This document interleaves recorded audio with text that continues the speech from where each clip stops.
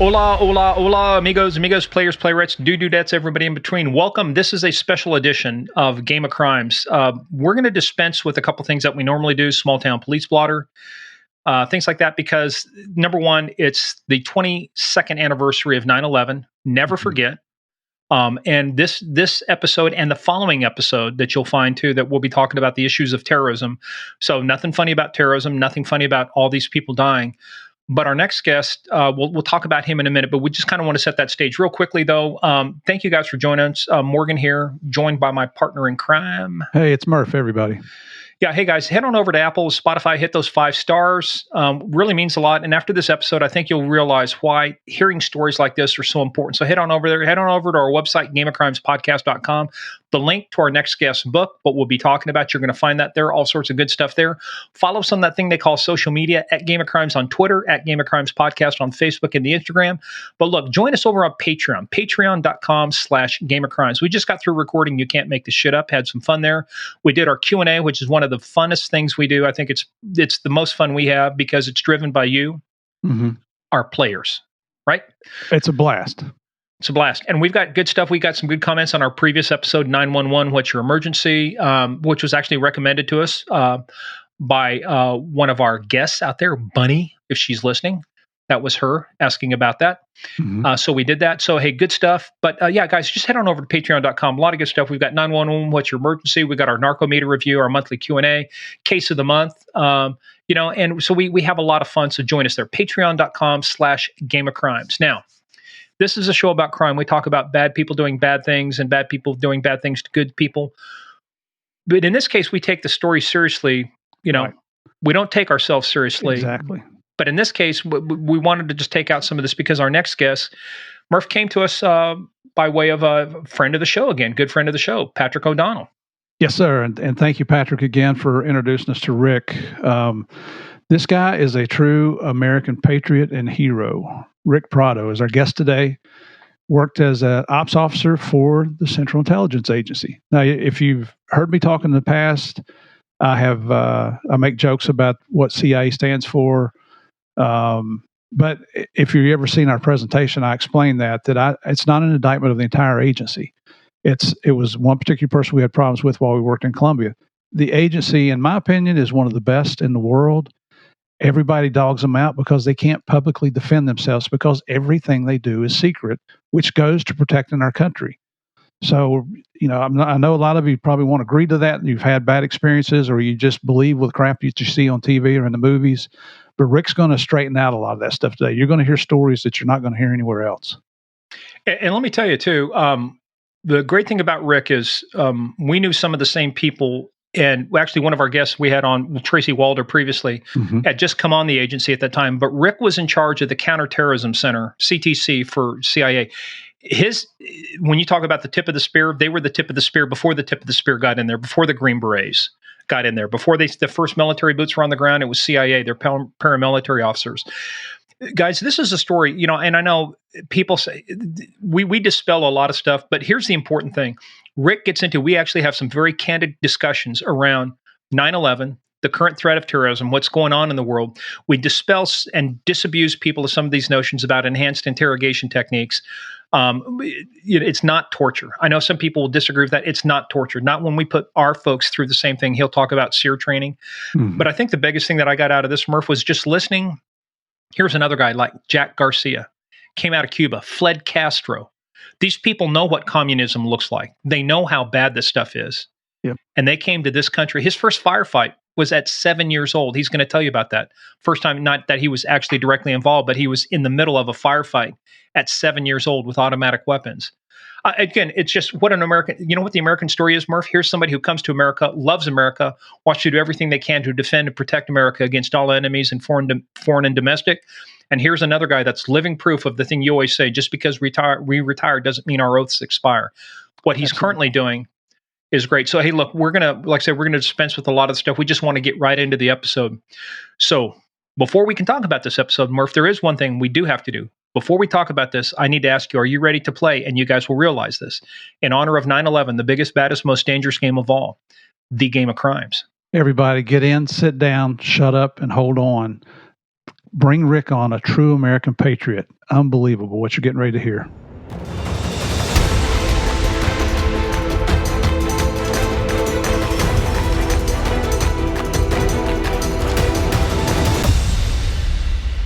Guys, this is a special episode for a couple reasons. Number one, we'll give you a bigger intro in the intro outro. You'll see that we just did this, but this episode was specifically designed to come out on 9/11 because the man we're about to talk to had such a huge role in fighting what happened during 9/11, some of his work, and I just thought it would be great. So, hey, let's just get the magic started. So, Enrique Ric Prado, bienvenidos, amigo.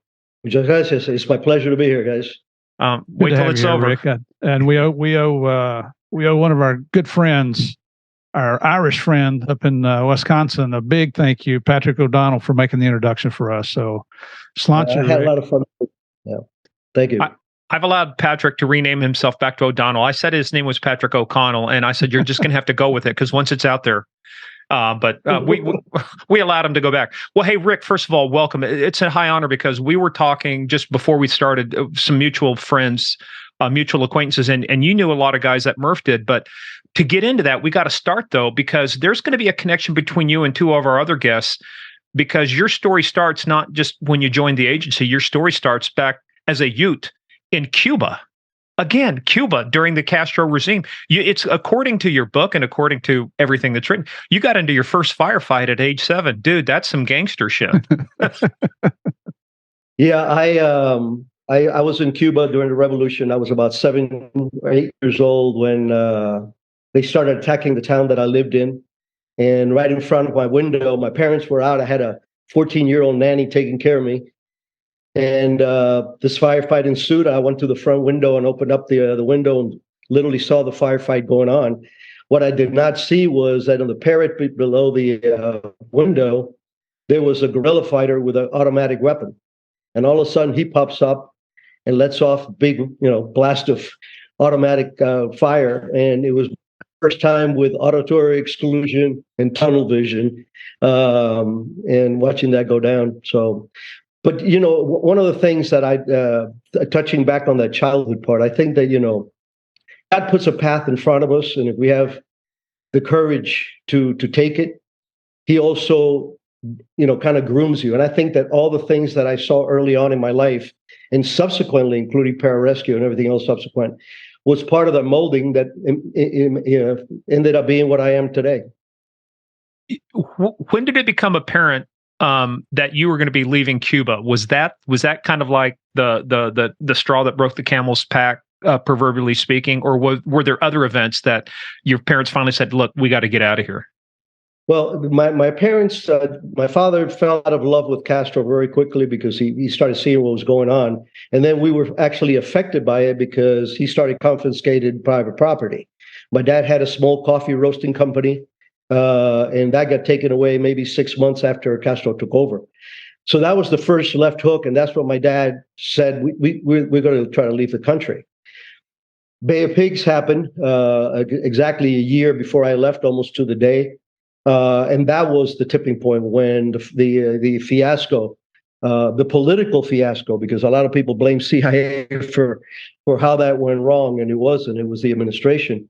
But that was the tipping point for my dad, and he could not get out with my mom and myself at the same time. So they got me out through a Catholic program called Peter Pan, and I ended up in an orphanage in Pueblo, Colorado at the age of 10. And unbelievable. I can't imagine how traumatic that was on a 10-year-old, and your parents as well having to let you go like that. It's funny you mentioned that because a lot of people say, "Gee, poor little kid."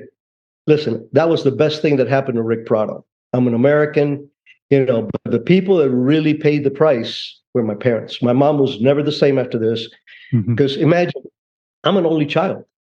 So you're putting your 10-year-old only child on an airplane to go to an orphanage, not knowing if you're going to be able to get out of the damn island. That takes courage, and that is first love of a parent for their kids with the sacrifices that they're willing to make. And that innate part that people have in their hearts about freedom. Freedom is an innate thing that we all want to enjoy. He did want that for his son.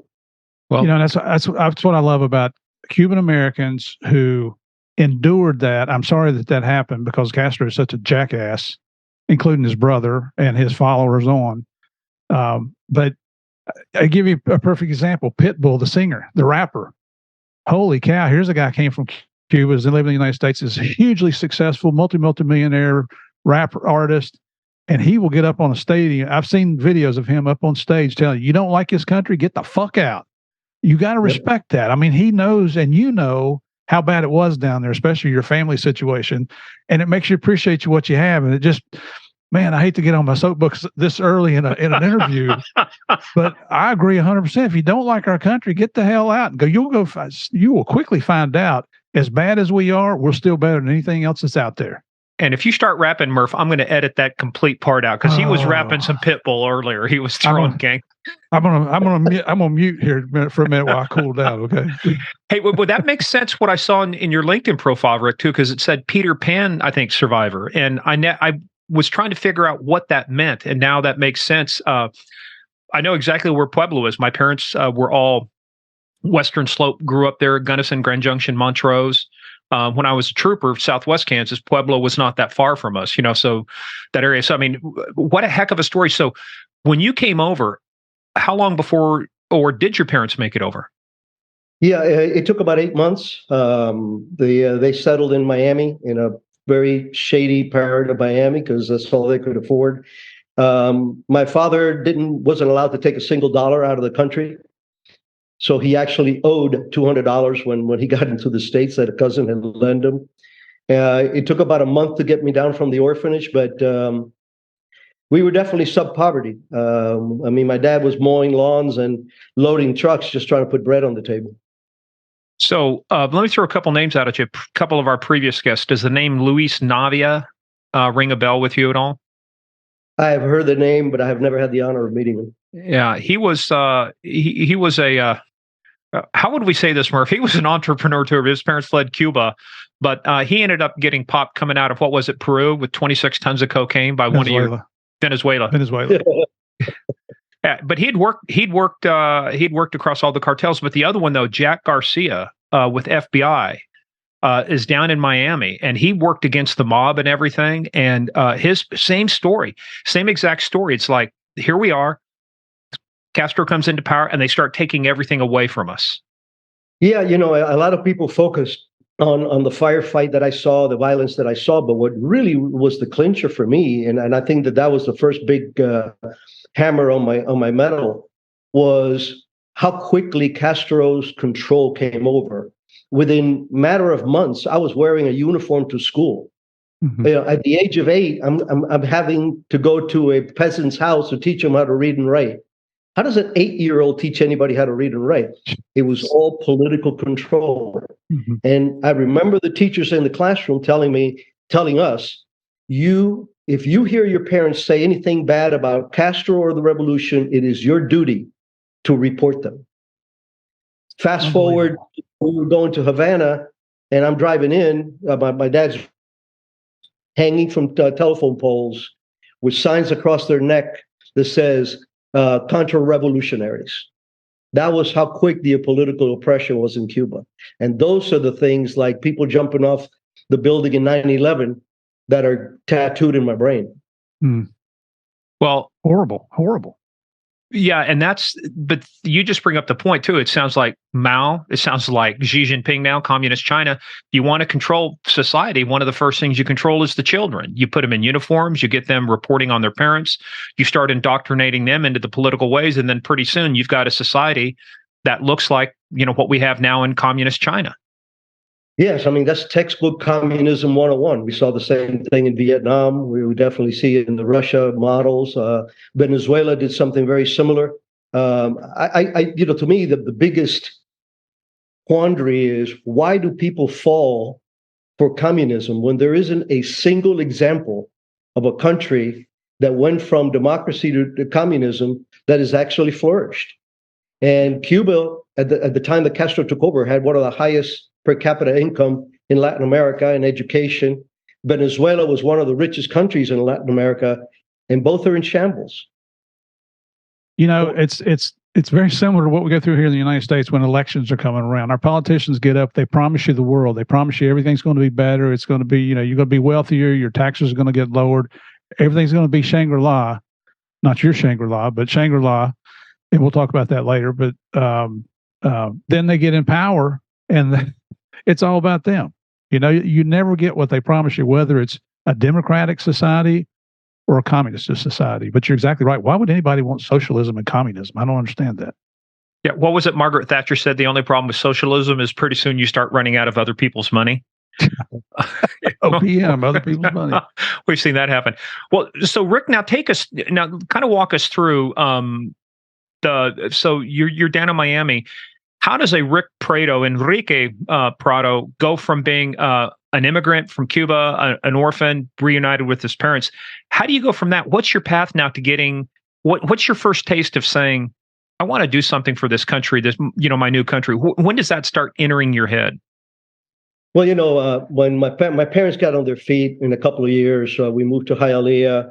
I always had good grades in school, but I was always fighting in school. That was something we were, group of guys. We'd gotten into the martial arts and lifting weights, and when everybody else was smoking pot, we'd be getting in fights. Those were my stupid years. And but again, my grades were always decent. I just had, D's for conduct. And I started junior college at Miami-Dade, and I had no friends there. First thing, couple of weeks into the semester, the hippies announced that the following day they were going to take down the American flag and burn it. Well, I didn't have any friends at the place, so I called some of my high school homies that gladly showed up. I think it was 4 or 5 of us, and there's about 20 hippies. And needless to say, it was not a fair fight for them. But that was the tipping point. That was the tipping point, because at the end of that, and that's seeing that American flag still flying over us, and knowing these were all Cuban kids, by the way, we had gone through. It was the first time in my life that I had been proud of doing violence. And 6 months later, I joined Air Force Pararescue, which is, it's one of our special operations forces for the military. I love it. Stand up for the flag.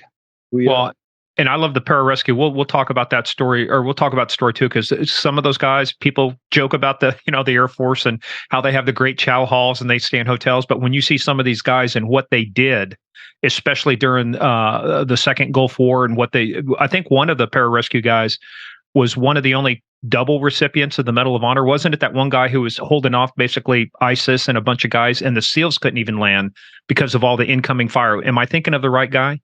Yeah, it was definitely an Air Force Special Operations Command. I don't remember if it was a PJ or if he was a combat controller, but we're sister units, and we often deployed together. Yeah. And you remember, Morgan, when we had Derek Maltz on here, episode 71, his brother, Michael Maltz, was a pararescue guy who was killed in Afghanistan. So true freaking hero. Yeah. Badass people. Well, so you get this taste, and look, it's funny you should say that. What's that old saying? It said, people sleep peacefully in their beds at night because rough men and now women stand ready to do violence on their behalf. There is a place for violence, directed. How did that incident now, what did you do during community college? This is kind of this formative thing for you now. So how does that lead you into CIA? You're in the Air Force. Did you get a taste of CIA while you were in the Air Force? Did you run into some guys? No. I was an avid reader since middle school, and I read every James Bond novel, and I loved OSS stories. I still always looking for an old book or a new book on those topics. So I didn't know anybody in the military. I didn't know the difference between Army, Navy, Air Force, or Marines. Nobody in my family had ever served. I had never met anybody in service.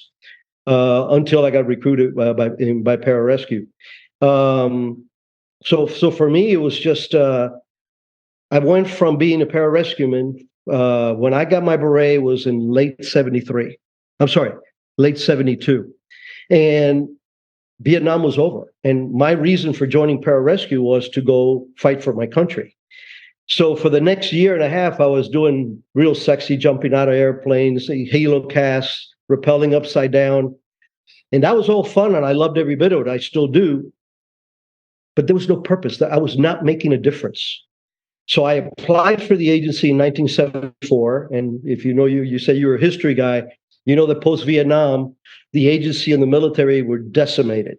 And they really cut it down to almost nothing. Yeah. Well, real quick, Rick, you say you applied. How did you approach them? Did they approach you based on your skills? Because a lot of your skills obviously translate into some of your first assignments. So how did this connection, how did you get involved in this thing of ours? I literally wrote a letter to the agency saying, and basically, I'm free and single. I'm a PJ. I speak Spanish. I hate communism. Put me in, coach, kind of stuff. And they came back with a real nice note signed by whoever. Should have kept it. But they said, thank you. But basically, they said, we're firing, not hiring. So I went into rescue. I rode rescue for Miami Metro Fire Department for 6 years. And towards the end of my pararescue reserves, I went to the 20th Special Forces Reserves out of Fort Lauderdale. And I think it was in early 1980, that I reapplied to the agency. A little bit more polished note this time, but it pretty basically said the same thing. This is who I am. This is what I bring to the table. And this time they reached out to me and brought me on contract. Their comment was, we need medics with your paramilitary background to support our training and support some of our missions, but it's only contract work. We'll have you up here for a week, for 2 weeks. Can you take the time off? So that was my introduction to the agency late in 1980, where I would take some leave from the fire department. I would go over there and work for 3 weeks or whatever I was allowed and come back. I got tired of that. I was losing ground with my rescue credentials, and I didn't want to do that. So I actually quit that. And then Reagan take over, and Reagan declares war on communism in the United States. And the first thing that he says to the CIA is, Bill Casey, who was the best DCI we ever had, Mr. Casey, what I want you to do is, dethrone the Sandinista regime, get a program going. And that's the Contra program that was born. And sadly, I just found out yesterday that Russ L., I won't mention his last name because I don't know if he passed undercover, but was the guy that called me on the phone, that remembered me from my contract days to hire me on. I just found out 2 days ago that he just passed away. But I think a week later, I was already at headquarters. I went from there to Nicaragua, Honduras border, and no training whatsoever from the agency. All I had was my Spanish, my paramilitary skills, and those street skills in Miami came in really handy when it came to dealing with people. I was going to say dodging bullets and staying out of the way. That came in handy. No, I was talking more about your posture, how to deal with rough people, not necessarily punching them in the nose, but how to, sit across the table from somebody and not look like food. And when you're dealing with these kind of dangerous people, you have to have that posture. You guys know that from your own backgrounds, Hey, Rick, real quick. But why CIA? Why didn't you go FBI or DEA? We talked earlier, you knew some guys from DEA. What was it about CIA that says, where you zoned in on it and said, this is what I wanted to do? Like I said, I read a lot of James Bond novels and that kind of stuff. So the CIA was always there. But it's funny. I'm trying to remember his senior moment. There was a DEA guy that used to come to a clothing store that I was working in Miami Springs, and I'll think of the guy's name. He went to Pakistan. He always talked to me about, when you graduate from high school, you should try out for DEA. We're cool. He would show up in this Porsche that was confiscated and all this other shit. So he went to Pakistan for a year, came back. And you probably remember the story because he, on his first day back to work in Miami, when he reported, that's when the DEA building collapsed, and he was one of the few casualties. And so if it hadn't been for that, I probably would have been in DEA, because he had it all lined up for when I graduated for high school, give me the applications and support my application. Wow. He was killed in that collapse? Yes, sir, he was. Wow. That's what I know. I know Murph's checking it up right now. I mean, because that stuff's fascinating, not from a morbid standpoint, but simply because we don't know how our lives are going to intersect, how they're going to change, what changes our path. But, like you, I'm a huge fan of reading. I love I'm supposed to be going to London in November. If things work out, I belong to the Association of Former Intelligence Officers. AFIO used to have a reciprocal membership with the Special Forces Club in London. Yes. I'm an AFIO member.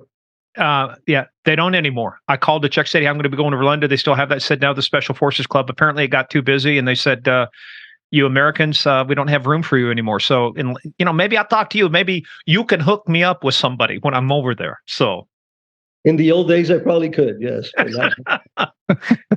Hey, so let's go from there. So when you're down there, south of the border, as they say, way south there, you have no training. Are you a CIA?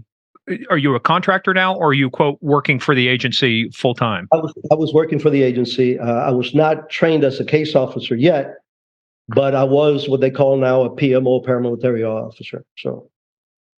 Wow. How long did you said you were down? How long? Well, you might have said, how long were you down there and doing that? I slept in a jungle hammock Monday through Friday for 3 years and loved every minute of it. And the first 14 months of that program, because it was a black ops, like that's one of the reasons for my book, because it was a black ops, it meant that the U.S. hand had to remain hidden. So I was pulling it off. I was there as a Honduran major, and I was the only guy allowed to go to the camps for the first 14 months. So all the training that went on for these guys, from headspace and timing of 50 cal to shooting the mortars or RPG-7s and these kind of things, I was the only guy that could teach them. I would hit 2 camps a week, 2 days each. And I did that for over a year. And then I got a couple of guys that came down, former SF guys that helped. But no training whatsoever rather than what was in-house. Did you ever get to a point where your cover might have been blown or was close to being blown, or was that not really that big of an issue while you were down there? It eventually the obviously, the Sandinistas had their penetrations of the camps because, that's easy to do. Get a couple of rebel that are not really rebels to volunteer to be in there, and they know everything that's going on. So the first thing that came up was an intercept that described me to a T as the person that was working with the Hondurans to the camps. It didn't say CIA. They did not throw out the 3 letters. But there was one that thought that I was Puerto Rican, one of the intercepts. Says, I don't know, this guy sounds like a Puerto Rican. So that was, and they did target us. As a matter of fact, I don't know that I was the main target, because Stedman Faggeth, which was the head of the Mosquitoes, was there at the time of the ambush. Him and I were staying in Puerto Lempira. We've been there for about a week. There's only 2 restaurants, if you want to call them that, in Puerto Lempira. And we would go to the better of the 2, which was right on the water. And late that morning, I got called back on an emergency thing back to Tegucigalpa. And that night, Stedman got ambushed. My interpreter got ambushed. He got nicked. And there was a priest with him that was killed, was assassinated.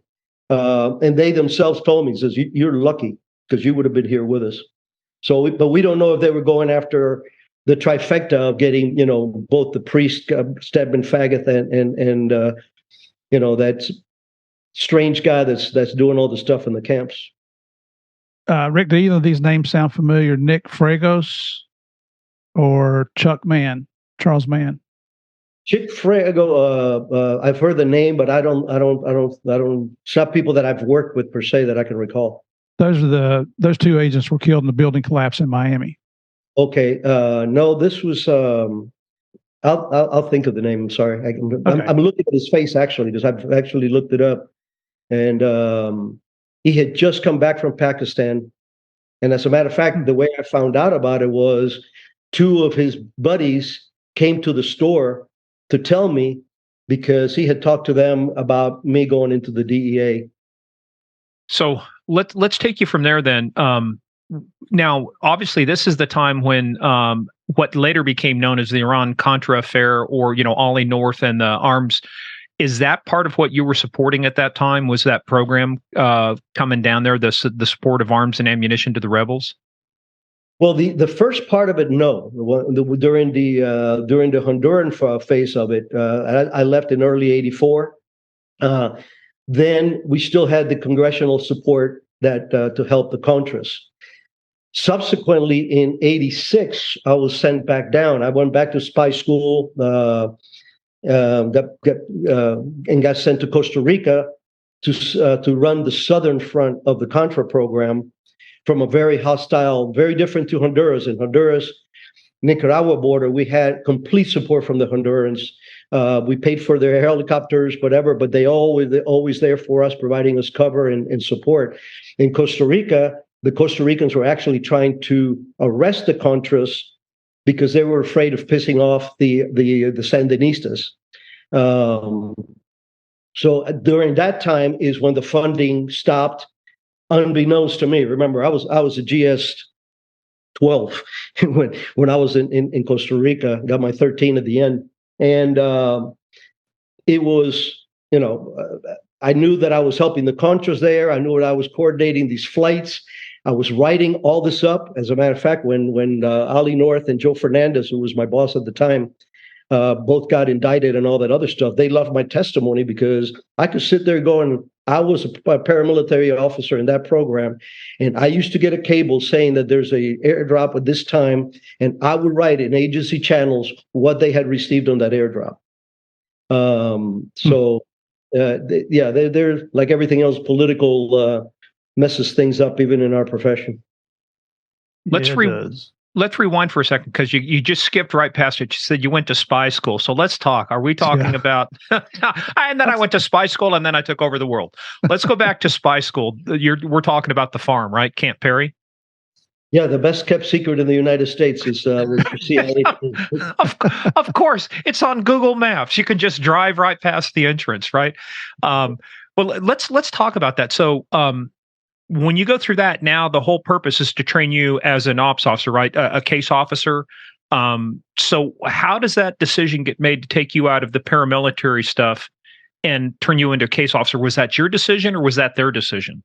No, I didn't know enough to be making those decisions. But I was always blessed with great bosses. My first boss in Honduras was Colonel Ray, just an incredible hero, and he was my first mentor.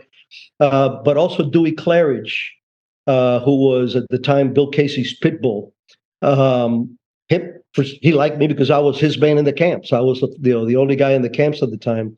So when my time, after 3 years in Honduras, I was ready to go, and they, again, the threats and everything else, they figured it was time for me to go. So they made some phone calls, and they made sure that when I got back, that I would be able to go to the farm. I stayed in Ground Branch, Special Activities Division, Ground Branch. But what was happening at the time, guys, was a lot of the paramilitary officers were not case officers. And they were literally looked down as second-class individuals. Well, they wanted to change that. So they made it mandatory that everybody who wanted to have a career as a PMO had to be a case officer and have at least one tour as a case officer. Obviously, with terrorism, that changed because we were the flavor of the day. But that's how I got through the farm, which, and the big thing with the farm is that here I come in, I'm a blunt object. I'm a paramilitary guy that jumps upside down and does all this ninja stuff. But now I got to get on coat and tie, and I have to learn people skills, and I have to learn dead drops and covert communications and covert. It was fantastic. It was fantastic work, but long days, very realistic. You're living in a foreign country during all this training. When you're out of the classroom, you're actually operating for real. And you have people surveilling you, people filming you, getting stopped, all that kind of stuff, and people that you have to recruit. So it's quite intensive, but it's quite a change from it's polishing a blunt object into something multi-tool, Yeah, learn to stick your pinky out when you're drinking, a fancy drink. Was that part of it? You probably had to go through some State Department stuff also. We used to call that knife and fork school to go overseas. Yeah, I was obviously, I ended up with State Department cover. So yeah, as a matter of fact, I have my accreditation paper signed by Ronald Reagan in my office at the House. Very cool. So, are you at liberty to say what your diplomatic cover was at that time? It was State Department. They you start out as a third secretary for underwater basket weaving or whatever, and Costa Rica was very slim, but it was something close to that kind of cover. It was a mediocre cover. But subsequently, I was a political officer or this, that, or the other when I wasn't on DoD cover. I was on DoD cover when I traveled. TDY for missions, but when I was posted overseas, we had to do it through state. When you were down there, who were most of your biggest threats? I mean, a lot of people tend to think of Russia, China, but China, or I mean, Cuba had a very robust intelligence service. When you think of Ana Montes and how they ran her, I think it was for 17 years. I think was it DGS? Is that what it was called in Cuba? Yeah. Who were your biggest threats that you worried about when you were operating undercover? Who was the biggest threat to your cover or to you personally as you're trying to get your missions done? Well, terrorism it was just starting to creep in, but terrorism at the time in the 80s was a regional problem. You had local, like the Colombian cartels sponsored individuals. You had the Panamanians, you had this, that, or the other. In Costa Rica, my main concern were the Sandinistas because they were actively, looking for these guys, and as a matter of fact, some were assassinated. Some of the Contras were killed, and of course the local service for the Costa Ricans, which were trying to keep us from working there, so they could not, maintain their civil status with the Sandinistas. Later on, when I went to the one country that they don't allow me to talk about in South America, with a Maoist insurgency and a leader that they refer to as the professor, most people get it right. There, I was the challenge was terrorism.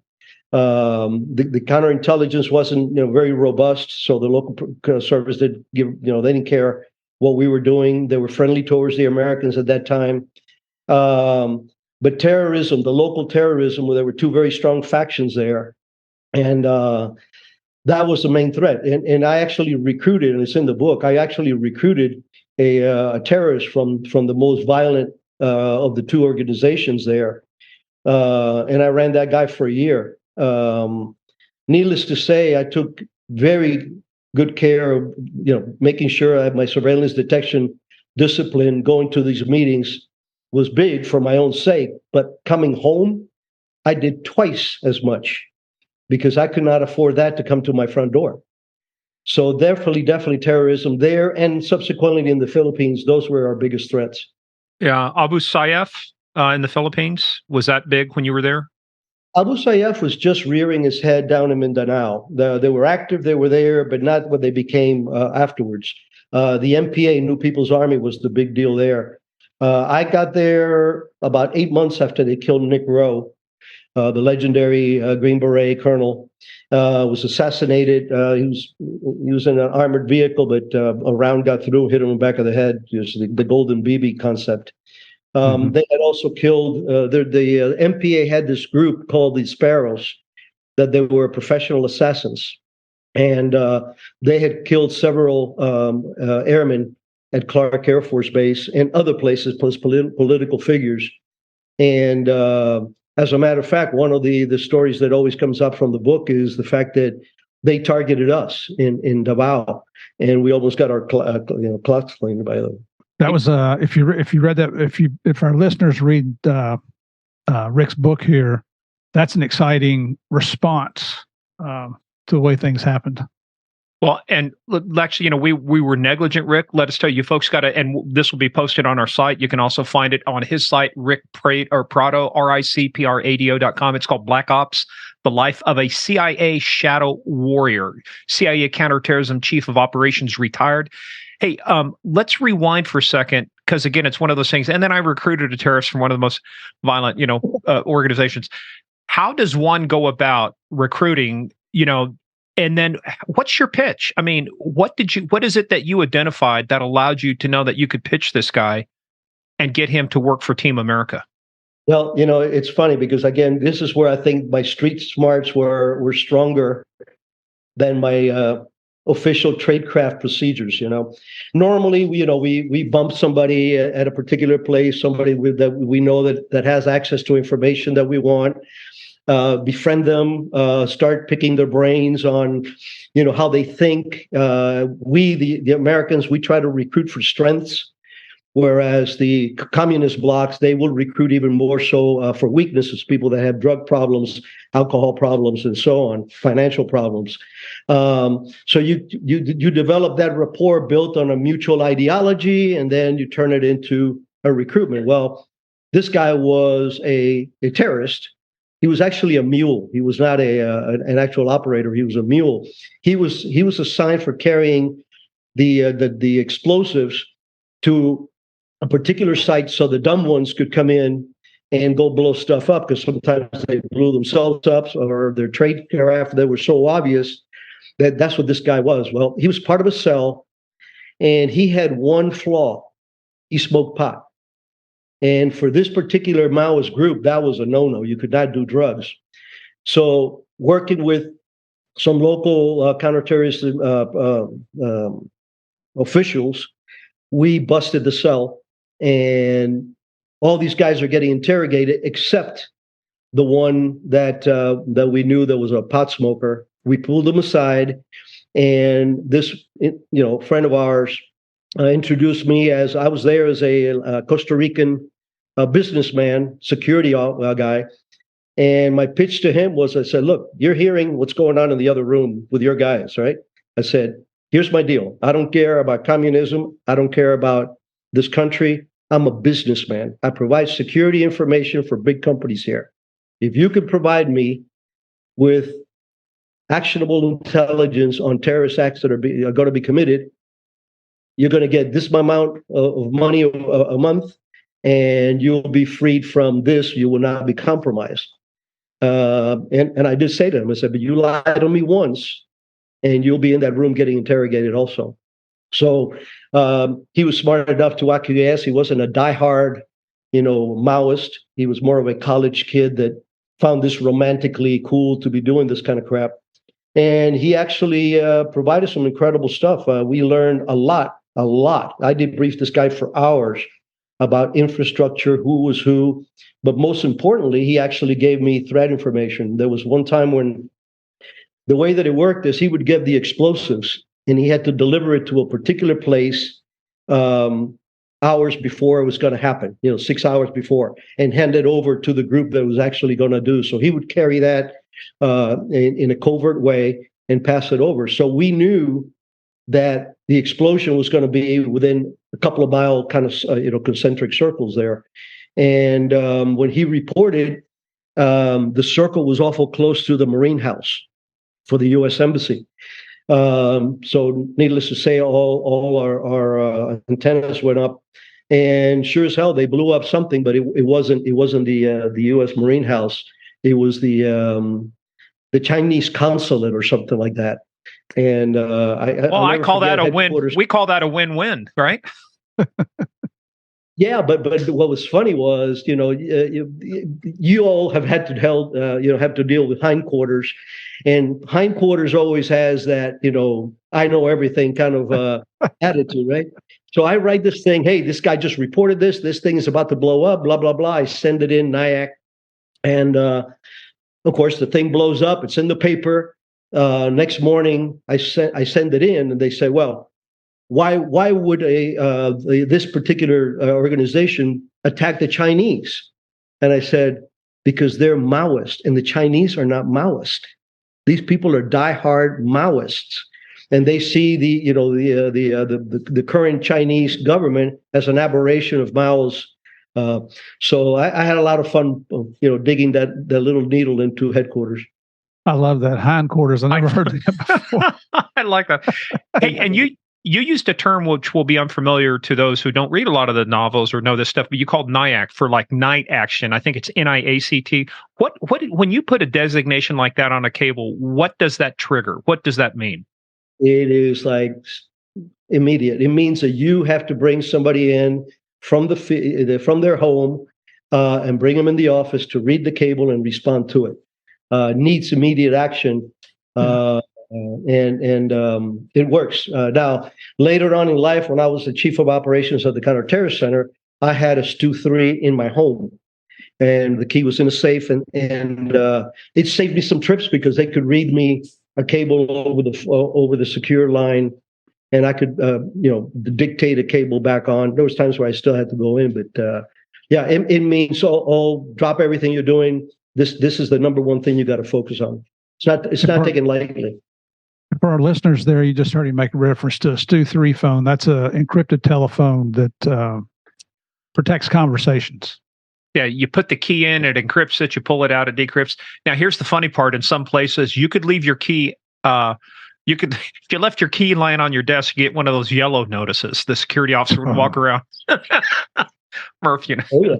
Pink notices. That's what we got in Bogota. The Marines would come around, and you'd come to work and find a pink notice on your desk, and 3 of those, you're out of country. Yeah.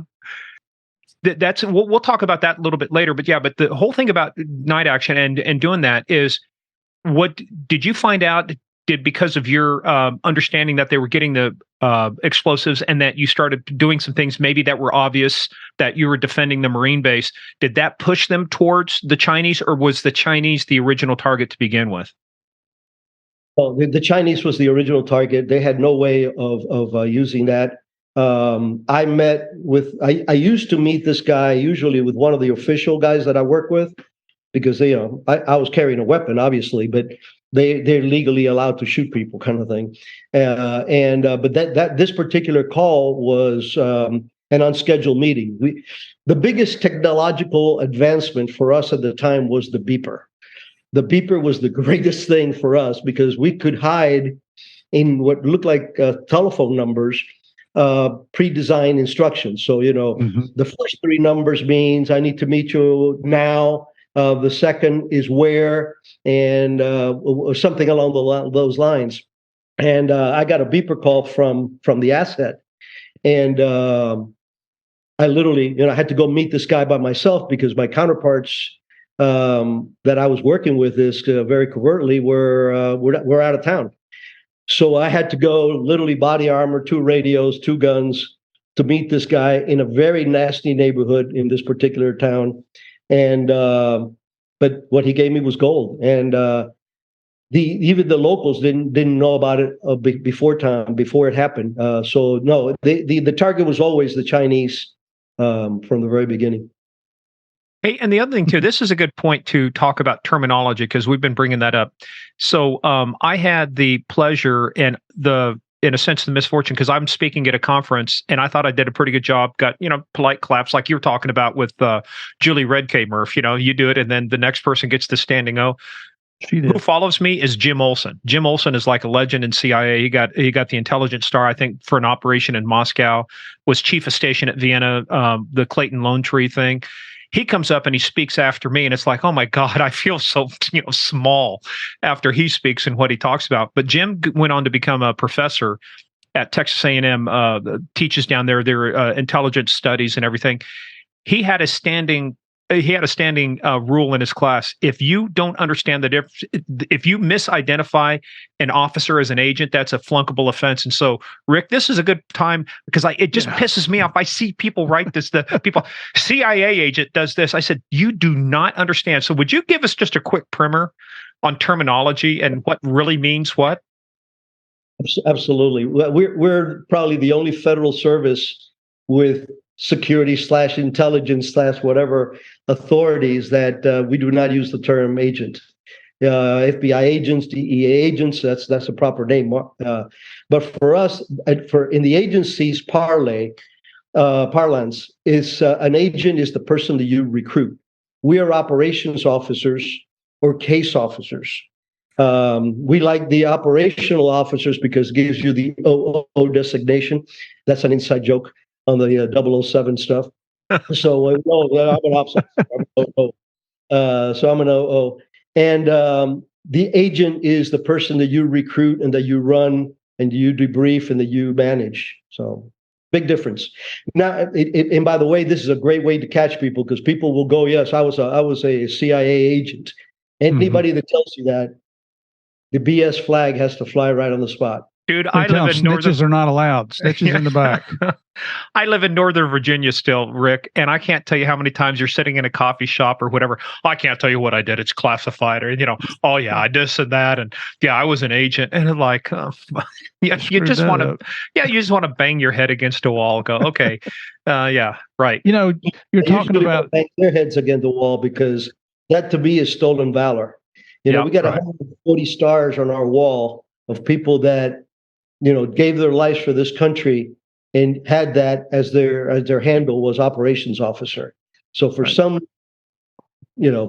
pencil neck taking the stolen battle, for me, I take that very, very seriously. Yeah, one thing too, I noticed having worked with some of your folks in South America and actually over in Afghanistan as well, is you're talking about your informants, and the way you guys recruit are completely different than the way law enforcement does. It's I'm not saying it's better or worse. It's just for a different purpose. Typically, if we get a long-term informant, it's almost like you guys befriend these people, which for us is a big no-no. So, but when I was in Afghanistan, we went over and that really opened my eyes in Kabul. We were meeting with your folks there in the building and outside the embassy there, and just it was a real eye opener. I just have to say, when we were in Colombia, it was very different, but over there, it was something that I had not seen before. Yeah, and I've worked a lot with police post agency. I have a very fond appreciation for police officers. My first martial arts instructors were both former Marines, and they were both police officers. And it is very different. Part of it is the goal. Our goal in recruiting somebody isn't just to disrupt an operation. Yeah, we do that. But what the real deal is, keeping that person in there sacrosanct, that they could survive any operations that we counter for the longer run. So we have to develop a very different. You guys will bust somebody. You have them by the short hairs, because they're going to cop a deal. They are usually fire and forget. You use them for this one case, they testify, and then that's it. You never use them again. In our case is more like what the FBI did, infiltrating the mafia or something like that. We have to maintain a clandestine and secure relationship, but also a very healthy relationship. We have a motto in the business that says you never fall in love with your agent, but you make them think that you're in love with them. You're always ops testing them. You're always double checking. You always put them under surveillance to make sure that they're doing what they say they were doing. But it is very different because it's a very different goal. We don't work on collars. We work on intelligence. Hey players, that is the end of part 1. Part 2 comes out, as always, on Tuesday. In the meantime, go check us out at Game of Crimes on Twitter, at Game of Crimes Podcast on Facebook and the Instagram. Also, go check out our website, gameofcrimespodcast.com. We've got a lot more information there, including our book list. Any book written by our guests will be listed there. In the meantime, go check us out also, patreon.com/Game of Crimes. It's where we put a lot more content you won't hear on our regular podcast. We go into a lot more topics, and folks, it is a lot of fun. So go check us out, patreon.com/Game of Crimes. In the meantime, everybody stay safe. We'll see you tomorrow for part 2.